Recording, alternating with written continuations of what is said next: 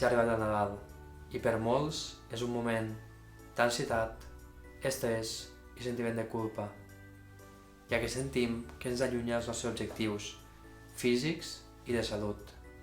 Però creu-me que no ha de ser així. Els Nadals han de ser un moment de gaudir amb la família i amb els amics i, com no, de gaudir del menjar. I per això et vinc a ajudar. Soc Marc, dietista, i et porto 3 consells que t'ajudaran a tenir uns Nadals saludables. Regla de la normalitat. I és que molts cops creiem que sent Nadal, sent vacances, tot ha de ser diferent. I no és així. La majoria de dies s'haurien de veure exactament igual que els dies de la resta de l'any. És a dir, hem de menjar igualment saludable. Ja que això ens permet que després els dies en els que realment sortim, en els que realment estem amb la família, puguem gaudir de tenir una alimentació més preocupada que fan ells, és a dir, poder igualment menjar el menú, però igualment menjar el menjar que fan els nostres familiars, de tal forma que no ens sentim desplaçats en aquest sentit. És a dir, fer les coses bé la resta dels dies ens permet que aquests dies puntuals puguem tenir més llibertat. Gaudeix, però en moderació. Quan dic que podem menjar el que mengen els demés, tampoc ens tenim que plantejar com a que ara ens passarem i ens tornarem bojos amb el menjar. La primera opció seria no menjar dolços, que és una opció molt saludable físicament, però a nivell mental pot provocar estrès i que no gaudim d'aquestes vacances de Nadal. La segona opció seria deixar-nos portar, és a dir, menjar tot el que vulguem, tornar-nos bojos, per dir-ho així, perquè a fi els Nadals són una vegada a l'any, però això el que farà serà que tirem per la borda tot el que hem estat fent durant les últimes setmanes. Llavors tampoc crec que aquesta sigui una opció, perquè molts cops també és la que ens porta a justament aquest sentiment de culpa. I la tercera opció seria la moderació.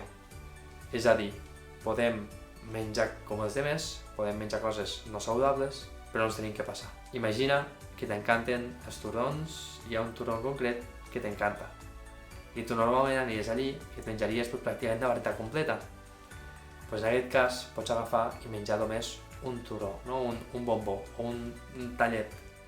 És a dir, traure'ns aquesta ànsia pel dolç i no passar-nos, perquè d'aquesta forma podem seguir gaudint d'uns Nadals normals, d'uns Nadals amb dolços, però sense passar-nos. I el mateix podem fer amb els menjars familiars, és a dir, per compte de menjar-nos 6 canelons, n'en podem menjar 2. Crec que ja enteneu per on vaig. Mou-te, tot el que pugues.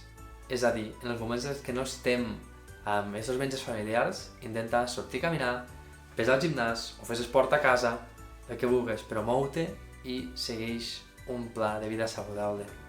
Ja que al final és molt important que seguim igualment cremant aquestes calories, ja que això ens permet tenir una miqueta més d'espai per menjar coses que potser no són tan saludables com ens agradaria.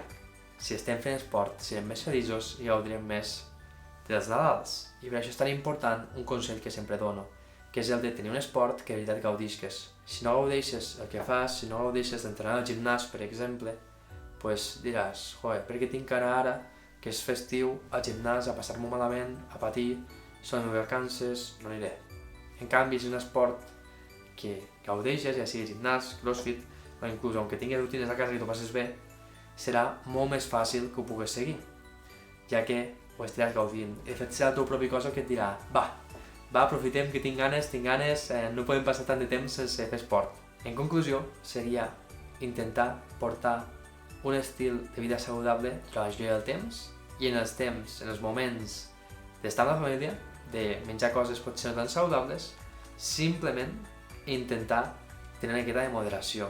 Si no saps molt bé com fer-ho per menjar saludable i per tenir aquest estil de vida que necessites, deixo un vídeo en el qual en 4 minuts t'explico com tenir un estil de vida saludable, com utilitzar un mètode en el qual pots perdre pes sense tenir que agobiar-te, sense tenir que tenir estrès i sense necessitat d'estar pesant els aliments tots els dies.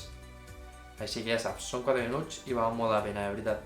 Deixa'm als comentaris aquest petit pecat, ja sigui dolç o salat, sense el qual no entens els Nadals. Deixa un m'agrada si t'ha agradat el vídeo i segueix-me per continuar amb aquest camí cap a la salut i la millora física. Et desitjo uns bons Nadals i unes grans festes.